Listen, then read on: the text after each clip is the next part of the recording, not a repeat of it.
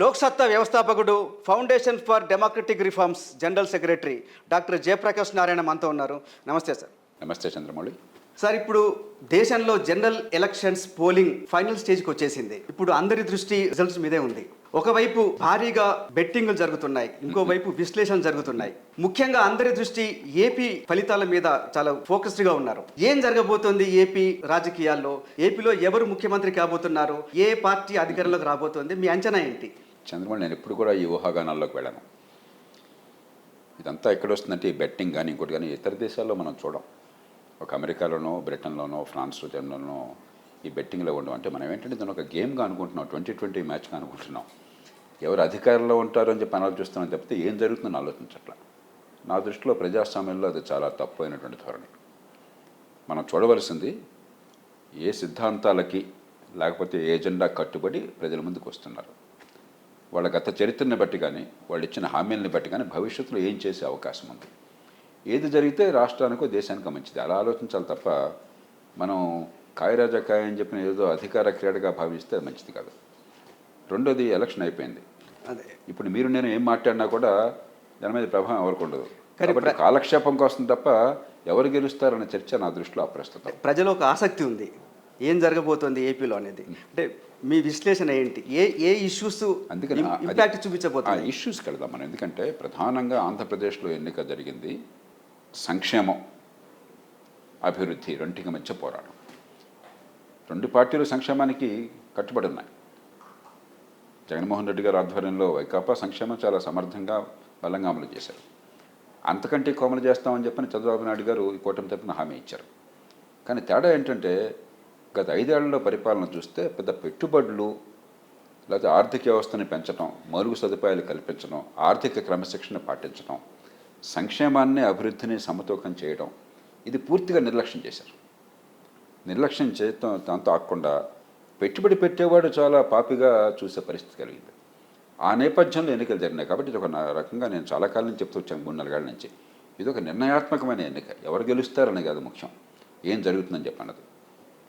ఈవేళ జరగవలసింది ఏంటంటే మొట్టమొదటి ఆర్థిక క్రమశిక్షణ పాటించాలి. సంక్షేమాన్ని కొనసాగిస్తూనే రాష్ట్రాలు అప్పుల ఊబిలో కూరుకుపోయి అప్పు చేసి పప్పు కొడుతున్నట్లయితే భవిష్యత్తు అంధకారం అవుతుంది. ఈ మాట నేను చాలా లోతుగా ఆలోచించి చెప్తున్నాను. ఏ పార్టీ అయినా సరే, ఏ రాష్ట్రమైనా సరే అప్పు చేసి పప్పు కొడి చేయడం మొదలెడితే అంధకారం అవుతుంది. మీకు వచ్చే పన్నుల డబ్బులు, జాతీయ స్థాయి నుంచి మీకు వచ్చేటువంటి ఫైనాన్స్ కమిషన్ ద్వారా వచ్చేటువంటి వనరులు, అది మీ ఆదాయం. మీరు ఏ ఖర్చు పెట్టినా, జీతభత్యాలు కావచ్చు, పెన్షన్లు కావచ్చు, వడ్డీ చెల్లింపులు కావచ్చు, సంక్షేమ పథకాలు కావచ్చు, మీకు వచ్చే ఆదాయం పరిమితి లోపల ఖర్చు పెట్టుకుంటే ఎలా ఖర్చు పెట్టినా అభ్యంతరం లేదు. ఓటర్ పోలింగ్ బూత్లోకి వెళ్ళి ఓటు వేసేటప్పుడు సంక్షేమం ప్రభావితం చూపిస్తుందా, అభివృద్ధి? ఏది మనసులో పెట్టుకొని ఓటేస్తారు? మనలాంటి దేశాల్లో ఇప్పటికీ కూడా అత్యధికులు పేదరికం నుంచి అధికారికంగా బయటపడ్డా కూడా పేదరికం అంచున ఉన్నారు. రెండోది, అధికారం కేంద్రీకృతమైంది. కాబట్టి ప్రభుత్వం చేసే పనులకి నా బతుక్కి మధ్య సంబంధం నాకు అర్థం కావట్లేదు. ఈ విద్య ఎప్పుడైతే ఉందో, ప్రతిభ ఎప్పుడైతే వికసించిందో, మీరు ఆర్థిక కార్యక్రమంలో ఆధునిక యుగంలో పాల్పంచుకోగలుగుతున్నారు. అదే గ్రామంలో మీతోటి వాళ్ళు, మీ తర్వాత తరం వాళ్ళు ఇంత తెలివితేటలు ఉండి ఆ చదువు అవ్వలేదనుకోండి, ఆ మేధస్ వికసించలేదనుకోండి, ఆర్థికంగా ఎంత గొప్ప ప్రగతి ఉన్నా కూడా వాళ్ళ జీవితం ఎట్లా ఉంటుంది? ఎదుగుబదులేని జీవితం అవుతుంది. మన దేశంలో విద్య వైఫల్యం వల్ల తెలివితేటలు ఉన్నా కూడా మేధస్సు వికసించే అవకాశం లేకపోవడం చేత చాలామందికి ఎదుగుతున్న ఆర్థిక వ్యవస్థలో పాల్పంచుకునే అవకాశం దొరకట్లా. కాబట్టి మన దేశంలో సంక్షేమానికే ఎక్కువగా మొగ్గు చూపే అవకాశం ఉన్నది. దాంతోపాటు అభివృద్ధి కావాలని చెప్పి అనేదానికి మెజారిటీ లేదు, గణనీయమైన మైనారిటీ ఉన్నది. మీరు ఏపీ ప్రజల మనస్తత్వం మీకు బాగా తెలుసు. వాళ్ళు ఎటువైపు మొగ్గు చూపుంటారు, అంటే దేనికి ఇంపార్టెన్స్ ఇస్తారు? నేను చెప్పినప్పుడు ఆంధ్రప్రదేశ్లో ఏమిటంటే దక్షిణాది రాష్ట్రాల్లో కొంచెం ముందు చూపు ఉన్నది. ఒక 60-70 ఏళ్ళు రైతువారీ సిస్టమ్ని బ్రిటిష్ వాళ్ళు 100 ఏళ్ల క్రితం, 150 ఏళ్ల క్రితం అమలు చేశారు. ఆ కారణంగా మొదటి నుంచి కూడా ఆస్తి హక్కులు ఉండడం చేత ఎంతో కొంత వ్యవసాయము, సరాదర్ కాటన్ లాంటి వాళ్ళ పుణ్యంగా నీటిపారుదల, మరి పట్టణీకరణ, చాలామంది హేతువాద ఉద్యమాలు వగైరా చేసిన కారణంగా, హేతువాద దృక్పథం ఉన్న కారణంగా కొంచెం ముందు చూపు ఉన్నటువంటి మనుషులు ఉన్నారు. కాబట్టి ఆంధ్రప్రదేశ్లో ఎన్నిక పోటాపోటీలుగా జరిగింది. అభివృద్ధి సంక్షేమంతో, అభివృద్ధితో కూడిన సంక్షేమమా, కేవలం సంక్షేమం అన్నదానికి చాలామంది వాళ్ళ ఊహగాలు చెప్తున్నారు. నేను అదనంగా నా రోజు జోడించాల్సిన అవసరం లేదు. ఏం జరిగినా కూడా ఎన్నికైన వాళ్ళు ప్రజల మద్దతుతో సమ్మతి ఎన్నికైనప్పుడు ఎవరు ఎన్నికైనా కూడా ఆ ప్రభుత్వాన్ని మనం గౌరవించాలి. రెండోది, ఏ ప్రభుత్వం ఎన్నికైనా కూడా భవిష్యత్తును కాపాడుకోవాలి. కాబట్టి ఎవరు నెగ్గుతారన్న విషయంలో నేను అసలు వెళ్ళను, అనవసరం అది. మీరేమనుకుంటున్నారు? ఏపీలో అభివృద్ధి జరిగిందా, కేవలం సంక్షేమం మాత్రమే జరిగిందా గత 5 సంవత్సరాల్లో? గత 5 ఏళ్లలో ప్రభుత్వం నుంచి అభివృద్ధి దాదాపు శూన్యం, దానిలో అనుమానం లేదు. మీరు ఒకసారి రాజశేఖర గారి పాలన చూడండి, సంక్షేమాన్ని చాలా సమర్థంగా అందించారు ఆయన, కానీ అభివృద్ధి నిర్లక్ష్యం చేయాల. రెంటికి సమతూకాన్ని పాటించారు. ఆర్థిక క్రమశిక్షణ నిర్లక్ష్యం చేయాల.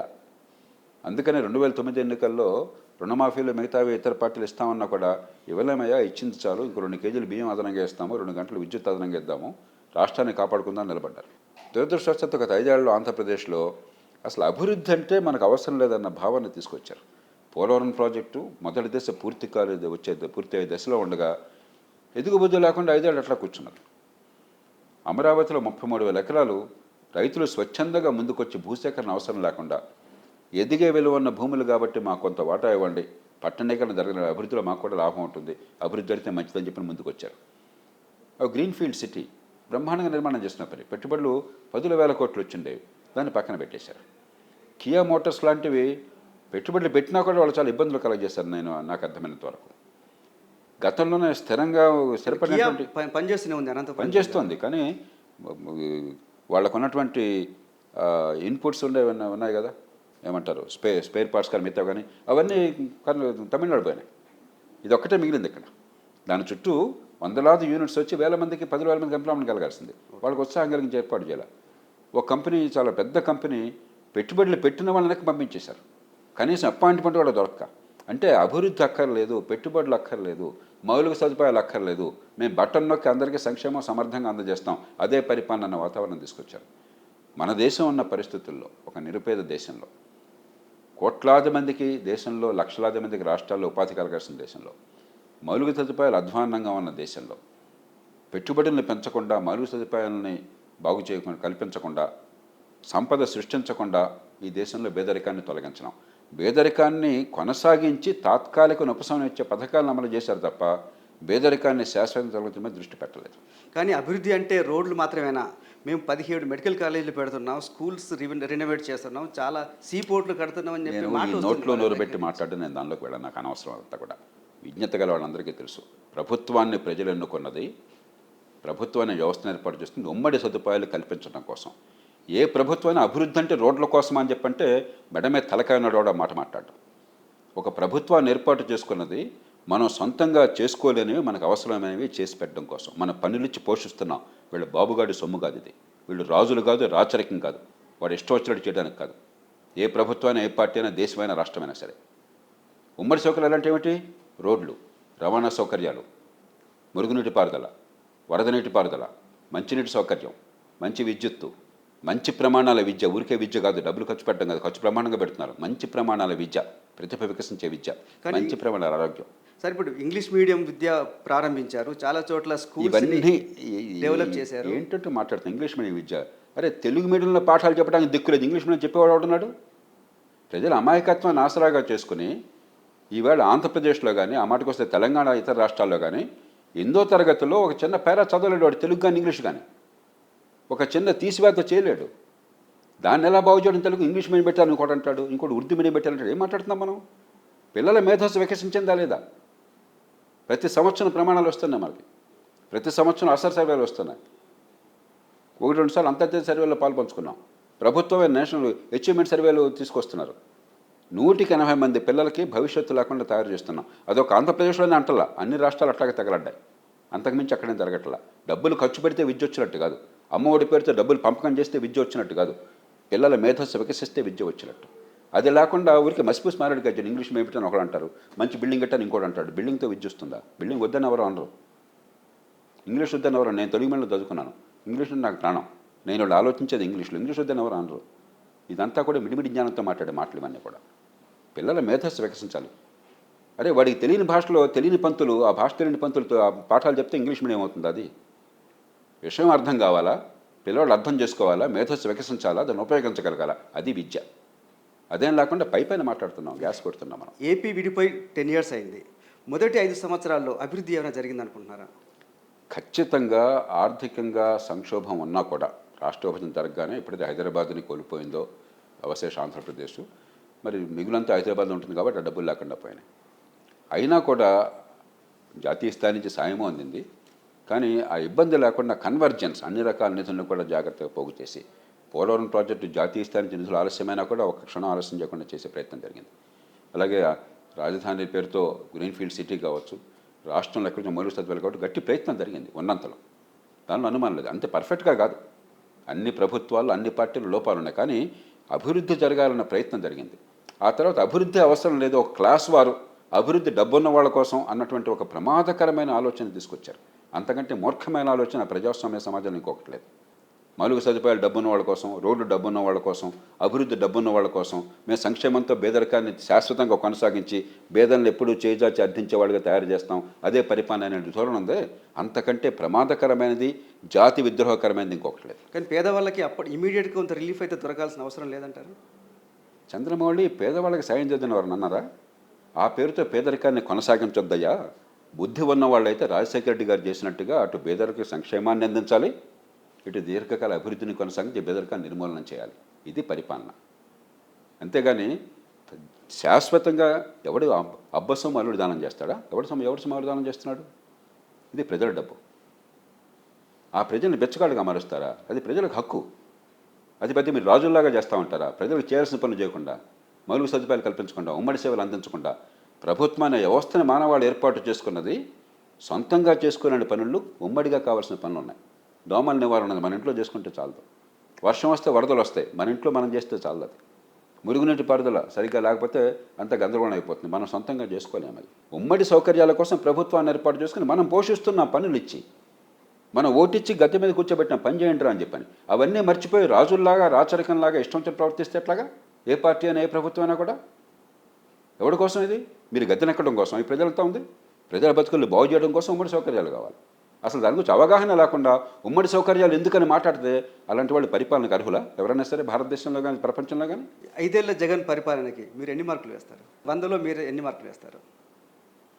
బాగా వస్తే 30 వస్తాయి, 20 నుంచి 25 వస్తాయి. పాస్ కూడా కారం, మినిమం మార్కుతో కూడా పాస్ అయ్యే అవకాశం. ఎందుకంటే అభివృద్ధికి బాట వేయని వాళ్ళు, ఉమ్మడి సౌకర్యాలు కలిగించని వాళ్ళు, జాతి సంపద పెంచని వాళ్ళు, ఆదాయాలు పెంచని వాళ్ళు మంచి పరిపాలన చేసినట్టు కాదు. వీళ్ళు కేవలం ఖజానాలో పడ్డ డబ్బుల్ని సగం ఖర్చు పెట్టేసుకుని వృధా చేసి కొంత కైంకర్యం చేసి మిగతా అది బటన్ నొక్కి సమర్థంగా పంపిణీ చేశామని చెప్తున్నారు. అది పరిపాలన కాదు, దానికి పరిపాలకులు అక్కర్లా, గుమస్తాలు పెడితే సరిపోతుంది. కానీ డెఫినెట్గా ఏ ప్రభుత్వం వస్తే ప్రజల జీవితం మారుతుందని మీరు అనుకుంటున్నారు? నేను మొట్టమొదటి చెప్తున్నాను, అభివృద్ధిని సంక్షేమాన్ని సమంగా పాటించి, సమతూకం చేసి, మౌలిక సదుపాయాలు కల్పించి, పెట్టుబడులను ప్రోత్సహించి, ఆర్థిక వ్యవస్థను పెంచి, సంపద సృష్టించి ఉపాధిని కల్పించేటువంటి ప్రభుత్వాలు కావాలి దేశంలో కానీ రాష్ట్రంలో కానీ.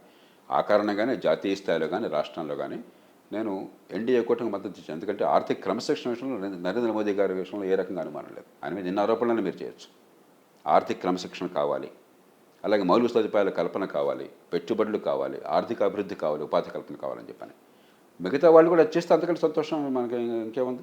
మీరు అభివృద్ధి కోసం ఎన్డీఏ కూటమి గెలవాలని మీరు కోరుకుంటున్నారు, మీరు సపోర్ట్ కూడా చేశారు. మీరు ఎన్ని సీట్లు వస్తాయి అనుకుంటున్నారు ఎన్డీఏ కూటమి? మళ్ళీ ఆ చర్చలకు నేను వెళ్ళను. ప్రజల ముందుకు వాళ్ళ విధానాలు చెప్పారు, ప్రజలు తీర్పిస్తారు, చూద్దాం ఏం జరుగుతుందో. టీడీపీతో బీజేపీ పొత్తు వల్ల టీడీపీకి మేలు జరుగుతుంది అనుకుంటున్నారా, నష్టం జరుగుతుందా? నాకంటే టీడీపీలో వాళ్ళు చాలా తెలివి వాళ్ళు, అనుభవం ఉన్నవాళ్ళు, లాభ నష్టాలు బేరీ చేసుకుని వాళ్ళు మద్దతు కూడా కట్టారు. కానీ వాళ్ళు తప్పులు చేసిన సందర్భాలు చాలా ఉన్నాయి. మనకు అనవసరం. ఇప్పుడు నాకు ఈ రాజకీయ క్రీడంటే ఆసక్తి లేదు చంద్రమౌళి. వీడు గెలుస్తాడా, ఆడు గెలుస్తాడా, ఎవడు గెలిస్తే ఏమైంది, గద్దె మీద ఎవడు కూర్చుంటే నాకేమైంది. నేను చూసేది ఇప్పుడు కూడా నాలాంటి వాళ్ళం ఈ జాతికి ఏమవుతుంది, మన పిల్లల భవిష్యత్తుకి ఏమవుతుంది. మనం దీన్ని ఒక ఆఖరాలాగా, ఒక గేమ్ లాగా భావిస్తున్నాం. గెలుపోవటం, నాకు గెలుపోవటం అనే భాష నాకు ఇష్టం ఉండదు. ప్రజలు ప్రతినిధులను ఎన్నుకున్నారు, పన్నులిచ్చి పోషిస్తున్నారు. దానివల్ల ప్రజల జీవితాల్లో ఎలాంటి మార్పులు వచ్చే ఏర్పాటు జరుగుతుంది. కాబట్టి నాలాంటి వాళ్ళని కోరేది ఏంటంటే, ఏ పార్టీ ఉన్నా కూడా, అన్ని పార్టీలు కూడా సిద్ధాంతాల్లో కొన్ని విధానాల్లో మార్పులు ఉన్నా కూడా అందరూ ఈ దేశ అభివృద్ధికి, ఆర్థిక క్రమశిక్షణకి, సంపద సృష్టికి, అత్యున్నత ప్రమాణాల విద్యకి, అంటే కేవలం డబ్బు ఖర్చు పెట్టడానికి కాదు, మంచి ప్రమాణ ఆరోగ్యానికి అంకితం కావాలి, చట్టబద్ధ పాలనకి. అది లేనప్పుడు ఏ ప్రభుత్వం వస్తే మనకేం కావాలి, ఏ రాయితీం పడగొట్టుకోవడానికి? ఏపీలో ఈసారి కాంగ్రెస్ పార్టీ ప్రభావం ఏమైనా కనిపిస్తుందా? ఏపీలోనే కాదు, దేశంలో ఎక్కడైనా కూడా మూడవ పార్టీగా ఉంటే చాలా కష్టం. మన ఎన్నికల వ్యవస్థ ప్రధానంగా 2 పార్టీలకే లాభాన్ని చేకూరుస్తుంది. ఉదాహరణకి కొంతకాలం పాటు బీజేపీ తెలంగాణలో అసెంబ్లీ ఎన్నికలకు ముందు ఒక సంవత్సరం ముందు ఇది ఉప ఎన్నికల్లో బీజేపీ కొంచెం బాగా ప్రభావం కనిపించింది. కాబట్టి అయితే అప్పుడు అధికారంలో ఉన్నటువంటి బీఆర్ఎస్ అయితే బీజేపీ అనుకున్నారు. ఏ కారణంగానే బీజేపీ తగ్గింది. అసెంబ్లీ ఎన్నికల్లో ఏమైంది? అది కేవలం పోటీ కాంగ్రెస్ పార్టీకి బీఆర్ఎస్కి అయింది. ఇప్పుడు చాలామంది మనసుల్లో బీఆర్ఎస్ తగ్గిందని కనిపిస్తున్నది. అది నిజమైనట్టయితే పోటీ ప్రధానంగా బీజేపీకి కాంగ్రెస్ పార్టీకి మధ్య ఉంటుంది. కాబట్టి రెండు ప్రధాన పార్టీలకే మన వ్యవస్థలో ఎక్కువగా రాజకీయంగా ఫలితం ఉంటుంది. ప్రజలు ఒకవేళ ఇంకో పార్టీ అంటే మనసు ఉన్నా కూడా, ఆ పార్టీ విధానాలు నచ్చినా కూడా మూడవ పార్టీకి ఓటు వేయడం చాలా అరుదు. రెండు పార్టీలు ఎంచుకుంటారు. కాంగ్రెస్ పార్టీ ఎప్పుడైతే మూడవ పార్టీగా ప్రజల మనసుల్లో ఉందో దాని నుంచి పుంజుకోవడం చాలా కష్టం ఈ ఎన్నికల వ్యవస్థలో. అందుకే చాలా కాలం నుంచి నేను చెప్తున్నాను, మనం దామాషా పద్ధతి ఎన్నికల వ్యవస్థ పెట్టుకుంటే ఈ ఎన్నికల్లో ఈ డబ్బులు ఖర్చు పోతుంది. నా అంచనా ప్రకారం కనీసం 10,000 కోట్లు ఖర్చు పెట్టారు ఆంధ్రప్రదేశ్లో. కొందరు చెప్తున్నారు 20,000 కోట్ల దాకా పెట్టారని, మీరు తక్కువ చెప్తున్నారని చెప్పి అంటున్నారు. అది నిజమైన సమస్య. ఎవరు నెగ్గితే ఏం లాభం? 20,000 కోట్లు ఖర్చు పెట్టిన తర్వాత మీరు రాష్ట్ర ప్రగతి కోసం పాటుపడతారా, దేశాన్ని దోచుకోవడం మీద దృష్టి పెడతారా? కాబట్టి మౌలికమైన సమస్య మీద దృష్టి పెట్టుకుంటే ఎవడు గెలుస్తాడు ఎవరు ఓడతారు మీద మన చర్చ అంతా వెళ్తుంది. అదే ఈ దేశానికి పట్టిన నష్టం. కానీ ఈసారి దేశంలో ఎక్కడా లేనంత ఏపీలో ఎన్నికల హింస జరిగింది. ఎందుకు ఇలా జరిగింది అంటున్నారు? ఎప్పుడైతే అధికారమే జీవనమరణ సమస్యగా మారిపోయిందో అదే పరమావధిగా ఎన్నికలు జరుగుతుంది. మన చర్చ కూడా ఏంటి, మీ ప్రశ్న కూడా ఎందుకని మామూలు చర్చ సరళలో ఎవడు గెలుస్తాడని దాని మీద మీరు ప్రయత్నం చేస్తున్నారు. అదే ఇవాళ దేశంలో జరిగే చర్చ, ఎవడు గెలుస్తాడనే తప్ప ఏం జరుగుతుందని కాదు. అలా ఉన్నప్పుడు నా పెత్తనం, ఒక ఎమ్మెల్యేగా నేను ఎన్నిక కావాలా, లేకపోతే మంత్రిగా నేను కావాలా, ముఖ్యమంత్రిగా నేను కావాలా, నా పెత్తనం, నా అహంకారం, నా అవసరం తప్ప జాతి అవసరం, ఉమ్మడి అవసరాలు, దేశ భవిష్యత్తు కాదు అక్కడ కీలకంగా ఉన్నది. ఒక ఫ్యూడల్ వ్యవస్థగా ఎన్నికలు జరుగుతున్నాయి. పూర్వకాలం శత్రు రాజ్యాలు ఒకళ్ళొకడు తనుకునేవాళ్ళు, చంపుకునేవాడు, ఒకరి మీద ఒకటి దండయాత్రలు చేసేవాడు. ఇప్పటికి కూడా మన మనసుల్లో ఓటు అనేది ప్రజాస్వామ్యబద్ధంగా రాజ్యాంగబద్ధంగా ఉంది, కానీ మన మనసులో ఎప్పుడు కూడా శత్రు రాజ్యాల మధ్య పోరాటంలాగా భావిస్తున్నాం. ఒక ఫ్యూడల్ వ్యవస్థ నడుస్తున్నది, దాని నుంచి బయటపడాలి. కానీ ఇంత తపన ఉన్న మీరు ఎందుకు ఏపీ రాజకీయాల్లో పోటీలోకి దిగలేకపోయారు? ఈ దేశంలో రాజకీయంలోకి అందరినీ ఆకర్షించి తీసుకొచ్చిందే నేను. మధ్యతరగతిని, యువతని, పట్టణీకుల్ని ఓటింగ్ వేయించడంలో గట్టిగా పెంచే ప్రయత్నం చేసిందే నేను. చేతనైన మేరకు చాలా సంస్కరణలు నడుం కట్టిందే నేను. ఒక రాజకీయ పార్టీ పెట్టిందే నేను. పెట్టి ఏ రకంగా రాజకీయ పార్టీ నడిపించి చూపెట్టింది నేను. కానీ అనుభవం నేర్పిన పాఠం అంటే ఇవాడున్న పరిస్థితుల్లో డబ్బుల పంపిణీ నేను చెయ్యను అన్నట్టయితే, తాయిలాల పంపిణీ కాదు ప్రజాస్వామ్యంలో పరిపాలన అంటే దీర్ఘకాల దృక్పథం అన్నట్టయితే, కులం మతం రాజకీయాలు చేయను అని చెప్పంటే తగిన ఓటు లేదు. ఇంకా కనీసం 10% ఓటు ఉన్నట్టయితే, 10% ఓటుతో మీకేమీ లాభం లేదు, ఓట్లు మీకు సీట్లు రావు. రాకపోయినా 10% ఓటు ఉందని అర్థమైతే, ఇలా 10% మంది కోరుకుంటున్నారంటే ప్రధాన పార్టీలందరూ కూడా ఆ దారికి వస్తాయి. అందుకోసం రాజకీయ పార్టీ పెట్టాను నేను. ఒక హైదరాబాద్ నగరంలో 8-10% ఓటు కనిపించింది, మిగతా చోట్ల లేదు. అది లేనప్పుడు మనం చేసే ప్రయత్నం కంటే వచ్చే ఫలితం సమాజానికి చాలా తక్కువ. దాని సమయం వచ్చేదాకా వచ్చే తరం చూసుకుంటే. మీలాంటి ప్రయత్నమే ఢిల్లీలో కేజ్రీవాల్ చేసి సక్సెస్ అయ్యారు. సక్సెస్ అంటే ఏమిటి? ఎన్నికల వ్యవస్థను అధికారంలోకి వచ్చారు. నేను అధికారంలో రావడం సక్సెస్కి ఎప్పుడు భావించాలి. అదే లక్ష్యం అయితే మార్గం ఇంకో రకంగా ఉండేది. ఈ దేశంలో మార్పు రావడం లక్ష్యం సక్సెస్గా నేను భావిస్తున్నాను. అందుకనే దేశంలో అధికారంలో ఉన్న చాలామంది చేసిన దానికంటే ఎక్కువ మార్పులు నేను సాధించాను అధికారం లేకుండా. అది నిజమైన మార్పు నా దృష్టిలో, అది సక్సెస్. కానీ పార్షియల్ సక్సెస్, జరగాల్సిన మార్పులు చాలా ఉన్నాయి. కాబట్టి సక్సెస్ నిర్వచనం ఈ దేశంలో చాలామంది భావం మన పదవిలో ఉంటే సక్సెస్. నా దృష్టిలో పదవిలో ఎవరున్నా కూడా కావాల్సిన మార్పులు వస్తే సక్సెస్.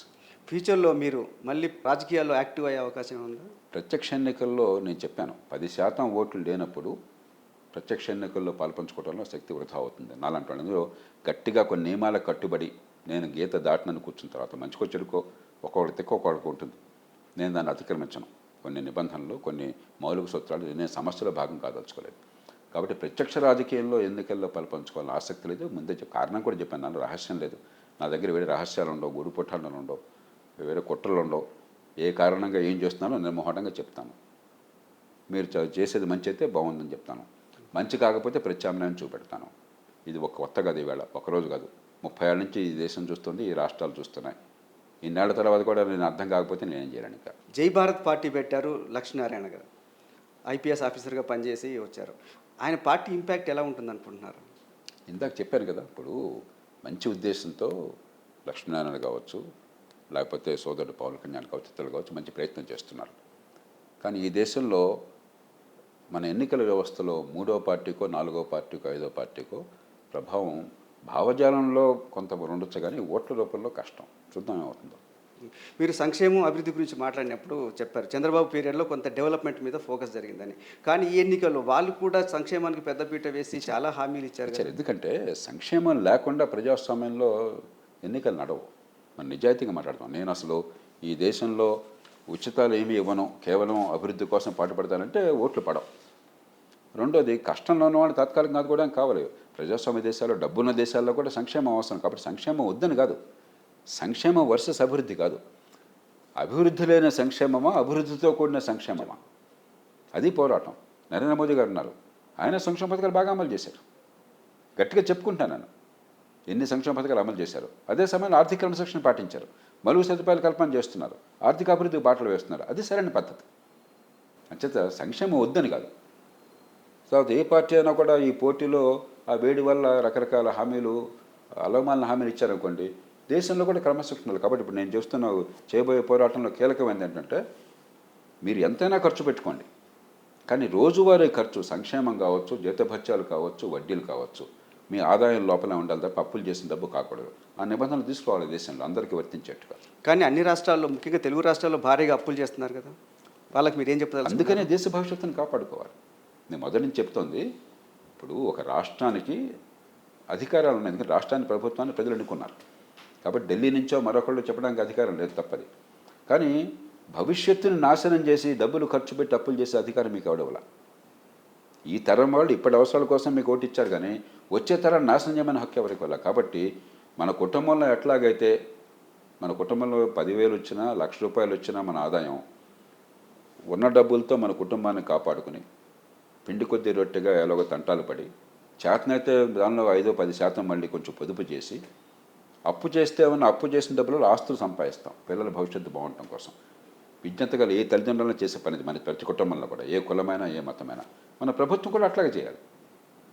అంతేగాని తల్లిదండ్రులు ఎవరన్నా అప్పు చేసి పప్పు కొడి తిని లక్షల కోట్లు అప్పులు చేసేసి పిల్లలకి ఆస్తులు పెంచకుండా నెత్తి మీద పప్పులు చేసి చచ్చిపోయారు అనుకోండి, వాడిని ఏమనుకుంటాం మనం? మన ప్రభుత్వాలు అట్లా తయారండి. కాబట్టి మీరు ఏదన్నా చేసుకోండి, కానీ ఆదాయం లోపల చేసుకోండి. అప్పులు చేసి మాత్రం ఇష్టం వచ్చిన ఇచ్చిన ఖర్చు పెట్టే హక్కు మీకు లేదు. మోడీ ప్రభుత్వ పనితీరు ఎలా ఉంది గత 10 సంవత్సరాల్లో? 3 విషయాల్లో ఖచ్చితంగా ఫస్ట్ మార్కులు వస్తాయి. ఒకటి, ఆర్థిక క్రమశిక్షణ. చాలా ప్రతికూల పరిస్థితుల్లో, కోవిడ్ కావచ్చు, మరొకటి కావచ్చు, అయినా కూడా ఆర్థిక క్రమశిక్షణ విషయంలో ఏ రకంగా నిఖార్సుగా పద్ధతి చేస్తున్నారు. ఉదాహరణకి ఎన్నికలకు దిగుతూ, ఎన్నికలకు ముందు బడ్జెట్లో అదనంగా ₹1 కూడా ఉచితాలు ప్రకటించాలి. బహుశా ఈ దేశంలో ఇంకెవరికి ఆ సాహసం ఉండదు. వాడదేం పోయింది, ఖజానా ఖాళీ అయితే. కానీ దేశం మీద మమకారంతో, క్రమశిక్షణతో చేశారు. 2, మౌలిక సదుపాయాల కల్పన. ఖచ్చితంగా ఎప్పుడు చూడని రీతిలో పెట్టుబడి, ప్రభుత్వం నుంచి పెట్టుబడి రికార్డు స్థాయిలో ప్రతి ఏడాది 3 రెట్లు 4 రెట్లు పెరిగినాయి. జీడిపితో వాటాగా చూస్తే అబ్సల్యూట్గా అయితే 6 రెట్లు పెరిగినాయి. రికార్డు స్థాయిలో మౌలిక సదుపాయాల కల్పన, పెట్టుబడులు జరుగుతున్నాయి. 3, పెట్టుబడులకు ప్రోత్సాహము, ప్రైవేటు పెట్టుబడులకి ఆర్థిక అభివృద్ధి పోతాము. ఈ 3 విషయాల్లో ఖచ్చితంగా ఫస్ట్ మార్కులు. కొన్ని చిన్న లోపాలు ఉండొచ్చు, మిగతా విషయాలు చాలా చేయాలి. మంచి ప్రమాణాల విద్య కావాలి. అది లేకుండా ఈ దేశంలో పేదలకు ఉపాధి కల్పన జరగదు, అభివృద్ధిలో పాలు పంచుకోలేరు. మంచి ప్రమాణ ఆరోగ్యం అందరికీ అందాలి. చట్టబద్ధ పాలన కావాలి. ఇవాళ బడితున్నాడు బడి ఉన్న రాజ్యంగా ఉంది ఈ దేశంలో. గ్రామాల నుంచి పట్టణాలకు వలసపోవాలంటే మహానగరాలకు పోవాల్సి వస్తుంది, పట్టు చేతి పట్టుకుని. పాపం వాళ్ళంతా కూడా దిగాలైపోతున్నారు. ఎక్కడికక్కడ చిన్న పట్టణాలు పెరగాలి. ఈ విషయాల్లో ఈ ప్రభుత్వం గట్టిగా పట్టించుకోవాలి. కాబట్టి ఈ 3 విషయాలు బ్రహ్మాండంగా చేస్తున్నారు, కానీ చేయవలసిన విషయాలు ఇంకా ఉన్నాయి. కానీ ఇంత చేసిన మోడీ ఎందుకు ఎన్నికల ప్రచారంలో అయోధ్య రామాలయం గురించి కానీ, హిందూ ముస్లిం గురించి కానీ, వీటిని ఎందుకు బాగా ప్రమోట్ చేసుకున్నారు? మోదీ అనే కాదు, ఒక ప్రజాస్వామ్య సమాజంలో మీరు చేసే పనులకి నా జీవితానికి మధ్య సంబంధం నాకు అర్థం కానప్పుడు, నేను వేసే ఓటుకి నా భవిష్యత్తుకి సంబంధం అర్థం కానప్పుడు ప్రజలు మూర్తికి లొంగిపోతారు. ఒకటి, డబ్బు. తెలుగు రాష్ట్రాల్లో మనం ఎవరికి చెప్పనక్కర్లేదు కదా, మనకు ఎవరు చెప్పక్కర్లేదు కదా డబ్బు ప్రభావం ఎంత ఉంటుందో ఓటుకి. డబ్బు ఇస్తే ఓటు గ్యారంటీగా వేస్తారు, డబ్బు వేయకపోతే ఓటు వేరు గ్యారంటీగా. 2, తాత్కాలికమైన తాయిలాలు. చాలా చోట్ల ఓటర్లు వచ్చి మాకు డబ్బులు ఇవ్వమని చెప్పి ధర్నాలు చేసే రోజులు వచ్చినాయి. నేను ఓటర్లను తప్పట్లా, ఓటర్లకి సరైన ఓటు వేస్తే కలిగే లాభం ఏంటో అర్థం కలిగించిన వ్యవస్థ నిర్మాణం చేశాము, నమ్మకం కలిగించిన రాజకీయాన్ని నడుపుతున్నాం మనం. కాబట్టి చచ్చినోడి బిడ్డకు వచ్చిందా కట్టమని డబ్బు ఆశిస్తున్నారు. ఓటర్లు తప్పు కాదు, ఇది పూర్తిగా ఇది రాజకీయ నాయకత్వం తప్పు. రాజకీయ వ్యవస్థ తప్పు. రెండోది తాత్కాలికమైన తాయిలాలు ఇప్పటిదాకా మాట్లాడుకున్నాం. మూడోది మన దేశంలో మరి ఇంత సంక్లిష్టమైన సమాజంలో కులం ఉంది, మతం ఉంది, ప్రాంతం ఉంది, వాటిని వాడుకుంటాం. మతం ఒక్కటే ఉంది, కులం వాట్ల. కులం వాడుకుంటే రాజకీయం ఏ పార్టీలో చేస్తుందా? తెలంగాణ రాజకీయం అంతా ప్రాంతీయ రాజకీయం కదా, చాలా కాలం పాటు జరిగింది. కాబట్టి కులం, మతం, ప్రాంతం ఇవన్నీ కూడా ప్రత్యేక కారణాలు ఉన్నాయి. ఈ పార్టీ ఆ పార్టీ అని కాదు, అందరూ వాడుతున్నారు. ఆయన ఒకటి వాడితే ఇంకోటి వాడుతున్నాడు. కులం వాడితే ఓకేనా? ప్రాంతం వాడితే ఓకేనా? ఎక్కడొచ్చిందంటే పాలిటిక్స్ ఆఫ్ ఇండివిజువేషన్. ఈ ఓటు వల్ల నాకేం జరుగుతుంది, ఈ ప్రభుత్వం చర్యల వల్ల నా కుటుంబానికి ఏమవుతుందని అర్థం కాని వ్యవస్థ నిర్మాణం వల్ల వచ్చిన దుర్గతి ఇది. దాని నుంచి బయటపడి మరి అభివృద్ధికి ఒక మెజారిటీ రావాలని చెప్పంటే నాన్న తంటాలు పడాలి. ఆ రకంగా విశ్లేషించాలి. కానీ ఇదేదో దేవతలు రాక్షసుల మధ్య పోరాటం కాదు. అలాగే గట్టిగా మనం పోరాడదాము, వీటికి అతీతంగా ఉంటే లోక్సత్తాలాగా మనం ప్రయత్నం చేశాం. అలా చేస్తే ఏమవుతుందో మనం చూసాం. ప్రస్తుతానికి దాన్ని మార్చడం క్రమక్రమంగా కాలం పడుతుంది. తెలంగాణలో 6 నెలల రేవంత్ రెడ్డి పరిపాలన మీద మీ అభిప్రాయం ఏంటి? ఉన్నంతలో కాస్త రెండు వేసినంటే సరే, రావటమే వాళ్ళు చెప్పిన విధానాలు, ఇచ్చిన హామీల వల్ల ఆర్థికంగా సంక్షోభాన్ని కొని తెచ్చిపెట్టుకున్నారు. దానిలో ఎందుకంటే 1,20,000 కోట్ల అంచనా ప్రకారం వాళ్ళు ఇచ్చిన హామీలన్నీ కూడా అమలు చేస్తే అదనపు ఖర్చు ఏడాదికి 1,20,000 కోట్లు అవుతుంది. బంగారంగా ఉన్న రాష్ట్రం గతంలోనే అభివృద్ధికి బాట వేసినా కూడా బీఆర్ఎస్ ఖర్చు కూడా మరి దుబారా ఎక్కువ చేసి కొంచెం కష్టం అనవసరంగా తింటున్నారు. దాన్ని మరింత 10 రెట్లు పెంచుకున్నారు. కానీ అది పక్కన పెట్టేస్తే అది ఇక మంచి చోట ఆయన చేతిలో లేదు. ఆయన పార్టీ ఒక కమాండ్ ఇచ్చింది, హైకమాండ్ నిర్ణయం చేసింది, ఏదో ఎజెండా పెట్టారు, ఈ తాయిలాలు పంచుతూ ఉన్నారు, నెగ్గారు. కానీ కొంత బ్యాలెన్స్, ఎంతో కొంత బాధ్యత గల పాలన ఇచ్చామని ప్రయత్నం కనిపిస్తున్నది. ఏదో ఒంటెద్దు పోకుండా. కానీ చాలా ఉచితాలు ఇవన్నీ మీరైతే చెప్తున్నారు, అవన్నీ ఆయన కూడా అమలు చేస్తున్నారు. అది అయిపోయింది. ఇప్పుడు ఆయన చేతుల్లో లేదు. ఒకసారి మేనిఫెస్టోలో పెట్టిన తర్వాత నేను అందుకే చెప్పాను, ముందు దాంతోనే ప్రారంభించాను. 1,20,000 కోట్ల రూపాయలు అదనంగా అది రేవంత్ రెడ్డి గారు సొంతంగా చేసింది కదా. ఆయన పార్టీ కర్ణాటకలో పని చేసింది, మరి తెలంగాణలో పని చేసింది, మరి హిమాచల్ ప్రదేశ్లో పని చేసింది, జాతీయ స్థాయిలో అలాంటి ఎజెండా అనేది తీసుకొచ్చారు మొన్న. కాబట్టి ఆయన చేతుల్లో ఉన్నది కాదు, కాంగ్రెస్ పార్టీలో ఆయన చేతుల్లో ఉన్నది కాదు. అది తప్పే. నేను స్పష్టంగా చెప్తున్నా కదా, అభివృద్ధికి సంక్షేమానికి సమతూకాన్ని పాటించకపోతే సర్వనాశనం అనే విషయం నేను నిర్ద్వంద్వంగా చెప్తున్నాను. నేను సమాజం మొత్తంలో రోజు చెప్తున్న మాటలేవి. సమాజానికి భవిష్యత్తు మార్గం చూపెట్టే ప్రయత్నం చేస్తుంది ఆ రంగంలో. అది పక్కన పెడితే ఉన్నంతలో కొంచెం కొద్దిగా బ్యాలెన్స్ చూపెట్టే ప్రయత్నం జరుగుతుంది. రెండోది అభివృద్ధికి వ్యతిరేకమైన సంకేతం అవట్లా. అభివృద్ధి చేయడానికి మేలో పెట్టుబడులకి డబ్బులు లేకపోవచ్చు, కానీ ప్రభుత్వం దగ్గర అభివృద్ధి మనకు జరగాలి, పెట్టుబడులు కావాలి, ప్రోత్సహిస్తామన్నటువంటి భాష వినిపిస్తుంది. ఆ మేరకు ఆ 2 విషయాల్లో అభినందించాలి. ఇక రాష్ట్ర ఆర్థిక సంక్షోభం విషయంలో కాస్త నిజాయితీగా నేను మొట్టమొదటి చెప్పాను, ఎన్నికగానే చెప్పాను. అయిందేది అయిపోయింది. ప్రజలు కొన్ని హామీలు ఇచ్చారు, కొన్ని సాధ్యమైనవి, కొన్ని కానివి. కాబట్టి ఆర్థిక పరిస్థితి ఉన్నంతలో కొన్ని నిజాయితీగా చేస్తాము, అదే సమయంలో అభివృద్ధి కూడా బాటలు వేస్తామని ప్రజల ముందుకు రండి అని చెప్పాను. మరి ఏ మేరకు చేస్తారో చూద్దాం. కేసీఆర్ గవర్నమెంట్ కూడా అభివృద్ధి సంక్షేమం చాలా బ్యాలెన్స్డ్గా నడిపించినట్టు కనిపించింది. అయినా కూడా ఎందుకు ఊడిపోయిందంటే, నేను ఆ మాట మొదట చెప్పాను. కేసీఆర్ ప్రభుత్వం వీరికంటే బెటర్. ఆ విషయంలో సంక్షేమాన్ని గట్టిగా చేశారు, అభివృద్ధికి గట్టిగా బాటలు వేశారు. గతంలో చంద్రబాబు నాయుడు గారు ఏదైతే మొదలెట్టారో హైదరాబాద్ నగరం కానీ మిగతావి కానీ, రాజశేఖర రెడ్డి గారు ఏదైతే కొనసాగించారో, ఆ తర్వాత కాంగ్రెస్ ప్రభుత్వాలు కొనసాగించినాయో, దాన్ని బీఆర్ఎస్ మరింత పెంచింది. మీరు పార్టీలు ఏవైనా కావచ్చు, చేసిన మంచిని, చేసిన ప్రయత్నాన్ని మనం ఒప్పుకోవాలి. ఖచ్చితంగా చేశారు. అయితే దుబారా ఖర్చు ఖచ్చితంగా కనిపించింది. రెండోది, రాజకీయం నడిపే తీరులో ఒక రాచరిక స్వభావం ప్రజలకు కనిపించింది.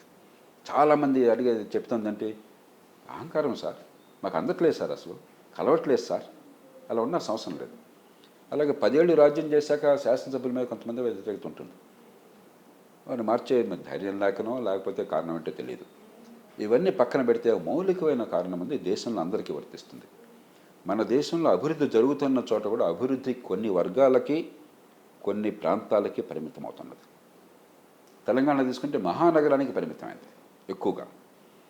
దేశంలో కూడా చాలా మేరకు ఎక్కడ మహానగరాలు ఉన్నాయో, ఎక్కడ మీకు మేధస్సు వికసించిందో, నైపుణ్యం ఉన్నదో, మంచి చదువు, నిజమైన చదువు ఉన్నదో, కాస్త కూస్తే పెట్టుబడిందో, వాళ్ళు బాగా పెరుగుతున్నారు. అది లేని వాళ్ళు పెరగట్లేదు. అందుకనే మీరు చూస్తే తెలంగాణ ఎన్నికల్లో హైదరాబాదు చుట్టుపక్కలంతా కాంగ్రెస్ వ్యతిరేకంగా ఓటు పడింది. ఒక్క సీటు కూడా కాంగ్రెస్ పార్టీకి పడలా. గ్రామీణ ప్రాంతాల్లో కాంగ్రెస్ అనుకూలంగా పడింది. కాబట్టి ఇది పార్టీలకు అత్యధికంగా విశ్లేషించాలి. ఇది నరేంద్ర మోదీ గారికి వర్తిస్తుంది, చంద్రబాబు నాయుడు గారికి వర్తిస్తుంది, ఎవరికైనా వర్తిస్తుంది. రేపొద్దున అభివృద్ధి ఫలాలు అందరికీ అందాలంటే చిన్న పట్టణాలు కావాలి, సామాన్యుల మేధస్సు వికసించి కనీసం మంచి పాఠశాల విద్య ఉండి పెరుగుతున్న అభివృద్ధిలో పాల్పంచుకునే అవకాశం వాళ్ళకి రావాలి.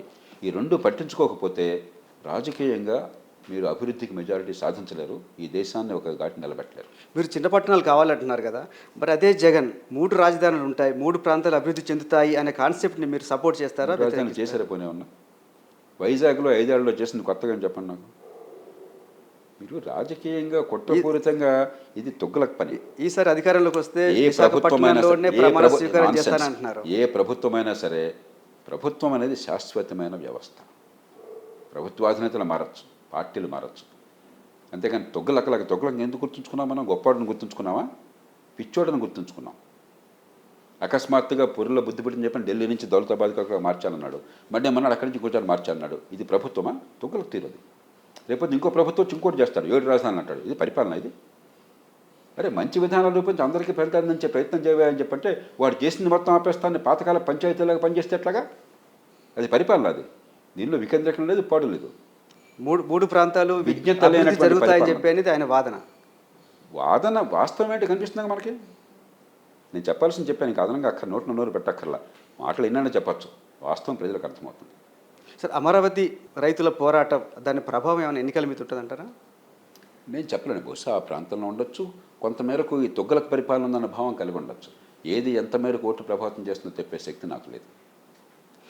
షర్మిల వచ్చారు ఈసారి, ఫస్ట్ టైం కాంగ్రెస్ షర్మిలని దించారు రంగంలోకి. షర్మిలకి జగన్కి మధ్యలో చాలా వ్యక్తిగతమైన దూషణలు, వ్యక్తిగతమైన ప్రచారం జరిగింది. దాని ఇంపాక్ట్ ఎలా ఉండబోతుంది? నేను వ్యక్తిగత విషయాల్లోకి వెళ్ళను. ఇప్పుడు ఒక పోరాట పుట్టమి ఉన్న మహిళ, ఆమెను ఒక ప్రధాన పార్టీ తీసుకున్నారు, ఆమె ప్రయత్నం ఆమె చేశారు. నేను ఇందాకే చెప్పాను, 2 పార్టీలు బాగా బలంగా పాతుకుపోయినటువంటి పరిస్థితులు మన ఎన్నికలు వస్తే 3వ పార్టీ చాలా కష్టమని. కష్టపడుతున్నారు. Wish them all the best. Okay, చంద్రబాబుని ఎన్నికలకు 6 నెలల ముందు అరెస్ట్ చేయడం అనేది జగన్కి ఏమైనా నెగిటివ్గా మారే అవకాశం ఉందా? అది కూడా నేను చెప్పలేను, కానీ అది చంద్రబాబు నాయుడు అరెస్ట్ కావచ్చు, లేకపోతే అరవింద్ కేజ్రీవాల్ అరెస్ట్ కావచ్చు, లేకపోతే రాహుల్ గాంధీ డిస్క్వాలిఫికేషన్ కావచ్చు. ప్రజాస్వామ్య సమాజంలో ఇవి సరైన తీరు కాదు. నేరాలు చేస్తే ఖచ్చితంగా శిక్ష పడాలి. చంద్రబాబు నాయుడు గారి మీద పెట్టిన కేసుల్లో నేను ఆనాడే స్పష్టంగా చెప్పాను, అంతకంటే మూర్ఖమైన కేసు ఇంకొకటి ఉండదు. ఒక ప్రభుత్వాధినేతగా స్కిల్ ప్రమోషన్ కోసం అని చెప్పని ఒక సంస్థను పెట్టాలని కేబినెట్ నిర్ణయం చేసింది, డబ్బులు కేటాయించారు బడ్జెట్లో, అసెంబ్లీ కేటాయించింది. ఒక ప్రైవేట్ సంస్థని ఆ స్కిల్ ప్రమోషన్ చేయడం కోసం పబ్లిక్ ప్రైవేట్ పార్ట్నర్షిప్తో చేయాలని చెప్పని సంకల్పించుకున్నారు. ఈ ప్రభుత్వ ఖజానా నుంచి ప్రభుత్వ రంగ సంస్థకి డబ్బులు బదిలీ అయినాయి. దాన్ని ముఖ్యమంత్రి నేరం చేసింది ఏమిటి? అది ముఖ్యమంత్రి బాధ్యత రాజ్యాంగబద్ధంగా. అక్కడి నుంచి ప్రైవేట్ సంస్థకు బదిలీ చేసినప్పుడు పొరపాటు జరిగితే ఎక్కడ పొరపాటు జరిగిందో ఇప్పుడు కూడా తెలియదు నాకు. జరిగితే ఖచ్చితంగా పొరపాటు ఎక్కడ జరిగిందో వాళ్ళని శిక్ష వేయండి. ఉదాహరణకి మీకు గుర్తుందో వోక్స్ వాగన్కి రాజశేఖర్ గారు ముఖ్యమంత్రిగా ఉండగా 10-11 కోట్లు ఇక్కడి నుంచి ఖజానా నుంచి పంపించారు. ఖచ్చితంగా తప్పు జరిగింది, ఎవరో దోచుకున్నారు. ముఖ్యమంత్రి ఎలా బాధ్యత అవుతారు దానికి? వోక్స్ వాగన్కి డబ్బులు మీరు పంపించండి, వాడితో మనం చేయించుకుందాం పని అని చెప్పి ఆదేశం ఇచ్చారనుకోండి, ఆయన బాధ్యత ఎట్లా అవుతాడు? డబ్బు బదిలీ చేసిన వాడు బాధ్యత అవుతుంది. ఈ రకంగా కనుక మీరు కేసులు పెట్టేటది భారతదేశంలో ఏ ముఖ్యమంత్రి, ఏ ప్రధానమంత్రి, ఏ మంత్రి పదవుల్లో ఉంటారు అంతా జైల్లో కూర్చోవాలి. కానీ ఇక్కడ స్కిల్ డెవలప్మెంట్ ఏం జరగకుండానే డబ్బులు అది ఎక్కడ కదా. మళ్ళీ ఎవడు వాదన నా దగ్గర తీసుకురాబోకండి, నేను చెప్పాల్సింది చెప్పాను.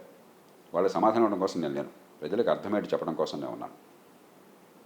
విధాన నిర్ణయాలు ప్రభుత్వం చేస్తుంది. ఒక జిల్లా కలెక్టర్గా మీరు నిర్ణయం చేసినా కూడా నేను ఒక ఆదేశం ఇస్తాను, అక్కడ ఎవడో అమలు చేస్తాడు. ఆదేశం చట్టబద్ధమైందా కాదా? ఆదేశంలో మాలిన్యం ఉందా?